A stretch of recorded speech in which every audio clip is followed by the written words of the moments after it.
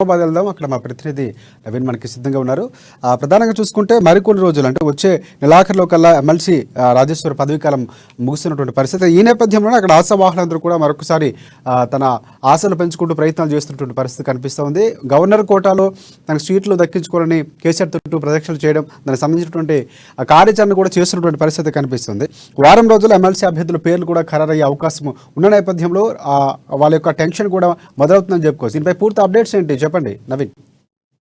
Thank you Rajasekhar. Nizam ఒకవైపు అకాల వర్షాలు రాష్ట్ర వ్యాప్తంగా తడిసి ముద్ద చేస్తుంటే, మరోవైపు నిజామాబాద్ జిల్లాలో ఎమ్మెల్సీ ఎన్నికల వేడి రాజుకుందని చెప్పవచ్చు. గవర్నర్ కోటలో నిజామాబాద్ ఎమ్మెల్సీ కోటా కూడా ఖాళీ కాబోతుంది. ఈ నెల 27న ప్రధానంగా ఇప్పుడు ఉన్నటువంటి ఎమ్మెల్సీ రాజేశ్వర్ కూడా పదవీకాలం ఈ నెల 27తో ముగియడంతో కూడా ఇక్కడ ఉన్న నిజామాబాద్ జిల్లాకు చెందినటువంటి ఆశావారు కూడా ఎదురు చూస్తున్న పరిస్థితి మాత్రం కనిపిస్తుంది. అయితే గతంలో నిజామాబాద్ చెందినటువంటి ఎమ్మెల్సీ విజయ్ గౌడ్ ఉన్నాడు. అయితే అతని ఎమ్మెల్సీ పోస్టు పదవి కూడా ముగియడంతో అతనికి మళ్ళీ తనకు పోస్ట్ ఇవ్వాలని చెప్పి ఇటు సీఎం కేసీఆర్ అభ్యర్థించినప్పటికీ కూడా అతనికి ఎమ్మెల్సీ పదవి ఇవ్వకపోవడంతో కూడా అతను నిరాశ చెందినట్లు తెలుస్తుంది. అయితే ఇప్పుడు మరో నిజామాబాద్ జిల్లాకు చెందినటువంటి రెండో అభ్యర్థి ఎమ్మెల్సీ ఉన్నటువంటి రాజేశ్వర్ కూడా పదవీ కాలం ఈ నెల 27తో ముగియడంతో కూడా అతను మరోసారి తన ఎమ్మెల్సీ పదవి కోసం సీఎం కేసీఆర్ ని అభ్యర్థించినట్లుగా తెలుస్తుంది. అయితే దీనికి ఇప్పటికే 3 సార్లు ఎమ్మెల్సీ ఉన్నటువంటి రాజేశ్వర్ కు ఈసారి ఇచ్చే ప్రసక్తి లేదని చెప్పి కరాఖండిగా ఇటు గులాబీ అధినేత కేసీఆర్ చెప్పడంతో కూడా ఆయన పూర్తిగా అందరూ సీట్లు రాని పరిస్థితి మొత్తం కనిపిస్తుంది. దీంతో తమకు సీటు వస్తున్న అనే ఉత్సాహంతో కూడా ఆశావాళ్ళు కూడా నిజామాబాద్ చెందినటువంటి ఆశావాళ్ళు కూడా ఎదురు చూస్తున్న పరిస్థితి కనిపిస్తుంది. ఈ కోటలో ముఖ్యంగా గతంలో కూడా ఉన్నటువంటి ఎమ్మెల్సీగా ఉన్నటువంటి విజయ్ గౌడ్ కూడా ఈసారి గవర్నర్ కోటలో ఇప్పుడైతే ఖాళీ ఉన్నటువంటి ఎమ్మెల్సీ రాజేశ్వర్ కోటకు సంబంధించినటువంటి ఎమ్మెల్సీ టికెట్ రావాలని ప్రయత్నిస్తుండగా, మరోవైపు కూడా ఈ లైన్ లో ఇగా గంగారెడ్డి, అలాగే మధుశేఖర్, అలాగే రాజారాం యాదవ్, అక్కడ లలిత మాలయ్య కూడా ఉన్నట్లు తెలుస్తుంది. అయితే పదవి వీరి బ్యాక్గ్రౌండ్ చూసినట్లయితే ఇగా గంగారెడ్డి నిజాం ఇటు టీఆర్ఎస్ పార్టీ నుండి కూడా జిల్లా అధ్యక్షుడు కొంతకాలంగా ఉన్నాడు. అతను కూడా ఎమ్మెల్సీ పదవి కోసం పోటీ చేస్తున్న పరిస్థితి మొత్తం కనిపిస్తుంది. అతను గత కొన్ని సంవత్సరాలుగా టీఆర్ఎస్ పార్టీకి అధ్యక్షుడు ఉన్నప్పటికీ కూడా అతనికి ఎలాంటి పదవి రాకపోవడంతో కూడా అతను కొంత నీరసంగా ఉన్నట్లు కూడా తెలుస్తుంది. అయితే అతన్ని జిల్లాకు చెందినటువంటి మంత్రి వేముల ప్రశాంత్ రెడ్డి కూడా అతనికి ఎలాగైనా సరే నీకు ఏదైనా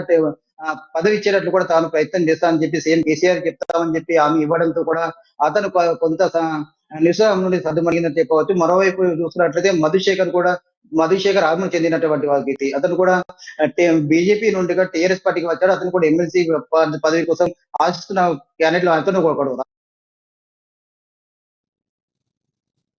రైట్ నవీన్, ఒకటి అంటే ఏదైతే కేసీఆర్ కూడా దానికి సంబంధించినటువంటి కార్యాచరణ రూపొందిస్తున్నారు, ఇంటెలిజెన్స్ కూడా రిపోర్ట్స్ తెప్పించుకోవడం, ఎమ్మెల్సీ అభ్యర్థులు ఎవరైతే ఉన్నారో ఆశావాహులు వాళ్ళకి సంబంధించినటువంటి పూర్తి డేటా కూడా సేకరిస్తూ ఇంటెలిజెన్స్ నుంచి దానికి సంబంధించిన సమాచారం రాబడుతున్నటువంటి నేపథ్యంలో ఎవరికి ఎక్కువగా అవకాశాలు కనిపిస్తున్నాయి అంటే జనాలు మాటల ప్రాతిపదికన లేకపోతే పార్టీలు ఉన్నటువంటి ప్రాధాన్యత క్రమంలో కానీ ఎవరికి ఎక్కువగా అవకాశాలు ఉన్నాయి, ఎవరికి వచ్చే అవకాశం అనుకోవచ్చు మనకున్నటువంటి సమాచారం ప్రకారం?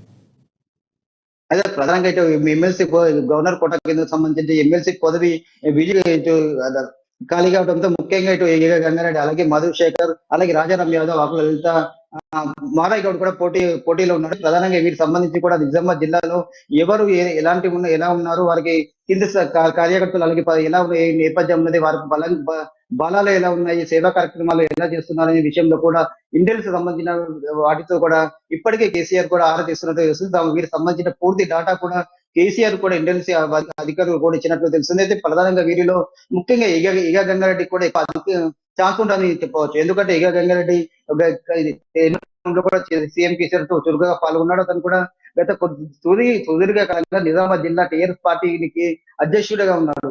దీంతో ఇతను కూడా మొదటి స్థానం ఉండగా, మరోవైపు మాలయ్య గౌడ్ నిజామాబాద్ విద్యా సంస్థలు కూడా రన్ చేస్తున్నాడు. అతనికి కూడా మంచి జిల్లాలో కూడా మంచి పేరు ఉంది. అతను కూడా నాయకుడు, ఇప్పటి వరకు కూడా ఎలాంటి ఎన్నికల్లో కూడా ఇంతవరకు కూడా సీఎం కేసీఆర్ కు అత్యంత సన్నిహితుడు. ఇతను కూడా టికెట్ వచ్చే అవకాశం కూడా తెలుస్తుంది. మరోవైపు కూడా ఇక్కడ ఆకుల లలిత గతంలో ఎమ్మెల్యేగా ఉంది. 2019 ఎన్నికల్లో కాంగ్రెస్ పార్టీ ఉండి ఎమ్మెల్యేగా ఆర్మూర్ నుండి పోటీ చేశారు. అనంతరం అక్కడ జరిగిన చూసి అతను తమ పోటీ టీఆర్ఎస్ చేయలేరు. టీఆర్ఎస్ చేరి ఎమ్మెల్యే గెలుపు కోసం కృషి చేశారు. ఆమె కూడా మూడో స్థానం ఉందని చెప్పవచ్చు. ఎందుకంటే ఆమె కూడా టికెట్ ఎమ్మెల్యేగా పోటీలో ఉన్నారు. అయితే తప్పించుకోవడం కోసం అతనే ఆమెకు ఎమ్మెల్సీ పదవి ఇచ్చి ఆమెని